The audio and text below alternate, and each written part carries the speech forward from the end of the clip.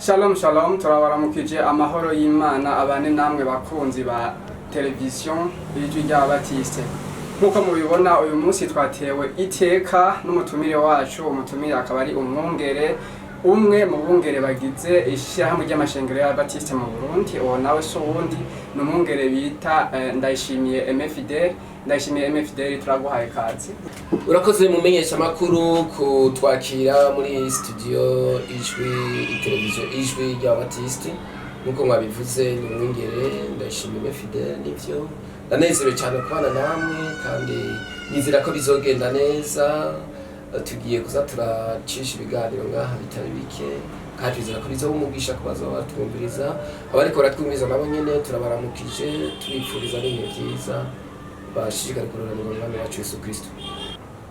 Murakoze cyane, numvise neza mwatubwiye neza yuko hari agakemanyi mutuzaniye kumbure Imana ntiyadushoboza muzoza muraduha hano hantu amatwi ansumira ibyo abandi batarumva. Mwatubwiye ngo ni ikiganiro canke inyigisho zigerekeye ijambo ry'Imana, aho ngomba ndababwire urufatiro rwayo canke ico twisunze canke ico mwisunze mu kutubwira ico kiganiro. Mwavuze ngo ni menya Bibiliya. Numvise neza, mushobora kudutahuza ni iyihe mpamvu yabatumye mutegura ico kiganiro menya Bibiliya? Mwavyimviriye mufatiye kuki?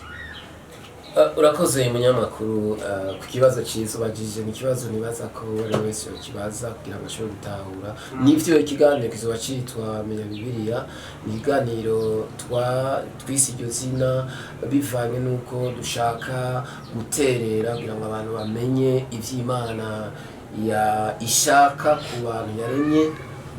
Cya kabiri nuko twagiye tubona inyigisho zica hirya no hino mu madini atandukanye zijyanye na Bibiliya, zijyanye n'ubutumwa bwiza, aho usanga harimo utunenge twinshi, hakabamwo nyine ibintu byo kudatahura icyo ari cyo ijambo ry'Imana. Rero twebwe icyo kiganiro ni ikiganiro twiyumvira kugira ngo habe inyigisho nyene ziba zifatiye ku guserangura Bibiliya no ku bushakashatsi, kuko ivyanditswe navyo birashakashakwa biraserangurwa. Nico gituma no muri isezerano no mu gitabo c'Imana usanga ngo hari abo bita abanyabwenge b'ivyanditswe, kuvuga baraba ifaranga Dr. Dorwa, abantu bagerageza guserangura bakaraba ko ivyahometswe ivyanditswe mu bitabo vya Mose bigenda bisobanura uko bibwirizwa gusobanuka. Ubwo rero ni intererano novuga tugiye guha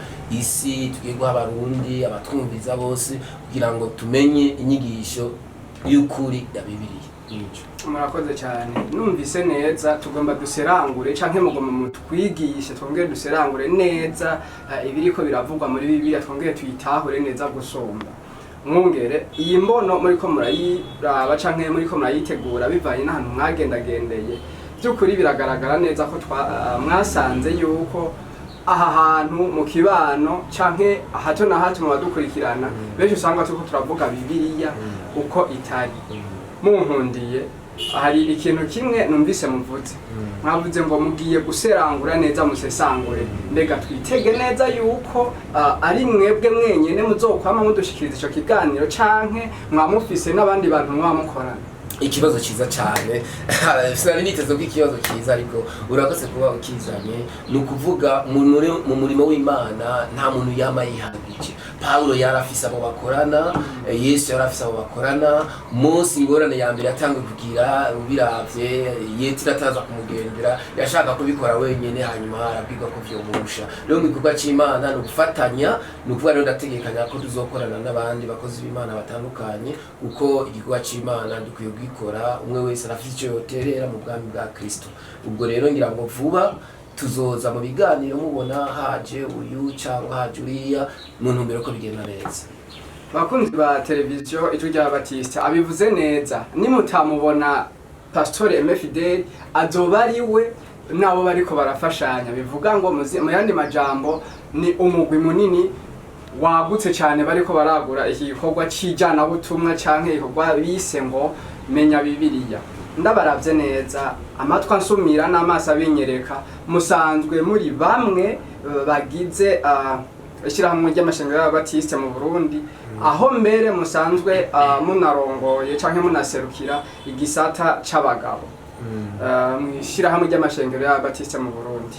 Reka tugahinyanyure ko gatoya tugacemo tubabaze mbega mu gisata c'abagabo naho ubwo butumwa canke niyo inspiration niyo yavuye canke byagenze gute, usanga na hariya mwaravyo ati by'ukuri aha hantu turakwiye kuraba ukuntu twobigenza mu gisata c'abagabo hoho ubona bimeze gute? Urakoze cyane. Mu bisanzwe ishengero ry'Ababatiste nkuko risanzwe ritunganije mu bisata, muri ibyo bisata dufite ibisata bine.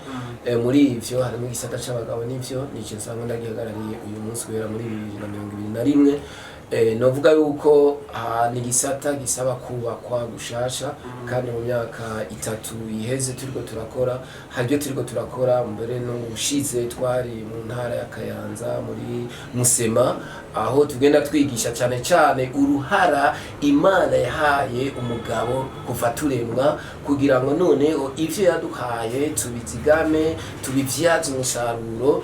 Rero n'inyigisho twigisha cyane, turigisha ibijyanye n'igikorwa c'umugabo mu iterambere ry'urugo, iterambere ry'ishengero, iterambere ry'igihugu.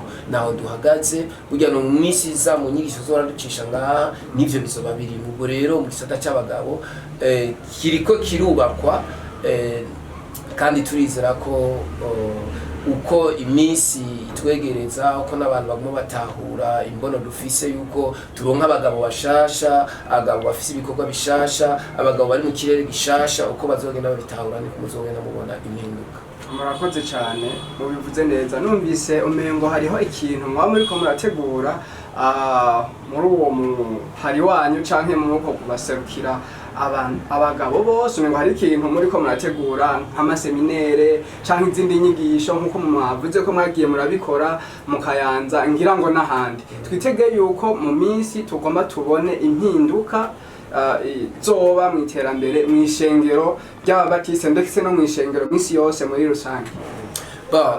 Ni ikibazo kigoye kandi kiranoroshe mu rundi ruhande, ariko kandi kimwe nuko twizera Kristo, uko dushobozwa byose n'uduhingomezi.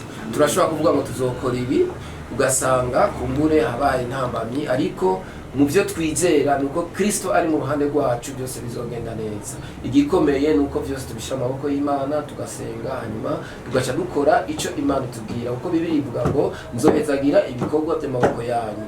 Ubwo rero ico dukeneye gukora ni ugusenga no gukora, hanyuma ibindi Imana ikamenya ibintu bigenza. Mwongere mu nkundire ndabashimire kuri kano karyo ndetse n'uno mwanya mwemereye mukaza hano hantu muri studio zacu. Mumune ndabashimire cyane. Murakoze cyane, namwe turabashimiye kandi tunashimiye n'abariko baradukurikirana muri kino kiganiro. Nibaza ko vuba tugiye gutangura inyigisho ya mbere, aho tuzokwigisha kubijanye no gutahura neza igikorwa Yesu yakoreye ku musaraba. Nico cigwa tuzohera kugira ngo vuba cyane. Tubwira abadukurikirana ati babe barategura amakaramu ndetse bitegurira neza izo nyigisho, kuko zizoba ari inyigisho zikomeye cyane, aho twese tuzoshobora kwiga ndetse tugatahura muri uru rukurikirane rw'indinganizo shasha y'iki kiganiro cyitwa Menya Bibiliya. Ukuntu bizohora bigenda ngira muzoza muratumenyesha neza cyane. Mu mbono dufise nuko mubidukundiye namwe nk'abakora muri ino televiziyo, dutegekanya ko n'imiburi buri kundwi tuzoba turasohora inyigisho, kandi mu byo tuzokora tuzohora dusobanura Bibiliya kugira ngo abantu bashobore gutahura ivy'Imana yashatse ko tumenya. Burya Bibiliya ni vyahumetse, byametswe twabihawe kugira ngo bidufashe, nkuko Paulo yandikira Tito avuga ngo ivyahumetswe byose byandikiwe bifise ikimazi byo kutwigisha, kutuza indero nziza, kuduhana no kuduhanura. Ubwo rero kugira ngo tubimenye bica bidusaba ko tuvyiga. Naco gituma kino kiganiro rero novuga ati bategure amakaramu uko bivuze, naho bandika kugira ngo bize bigende neza. Murakoze cyane. Namwe murakoze cyane. Murakoze cyane, turabashimiye bakundi ba televiziyo Ijwi ry'Ababatiste. Turabashimiye, turabakengurukiye ukuntu mwongeye kudutiza kano kanya n'umwanya mwiza mwaduhaye, mwongera mudukurikirana. Tubasaba ngo mwongere mukurikirane ibiganiro byacu biguma bica ku rubuga rwa YouTube rw'iradiyo Ijwi ry'Ababatiste na televiziyo Ijwi ry'Ababatiste, aho muzokwama mukurikirana ibiganiro nka Menya Bibiliya ndetse n'ibindi biganiro tuzokwama tubashikiriza. Murakoze cyane, Imana ibahezagire. Amen.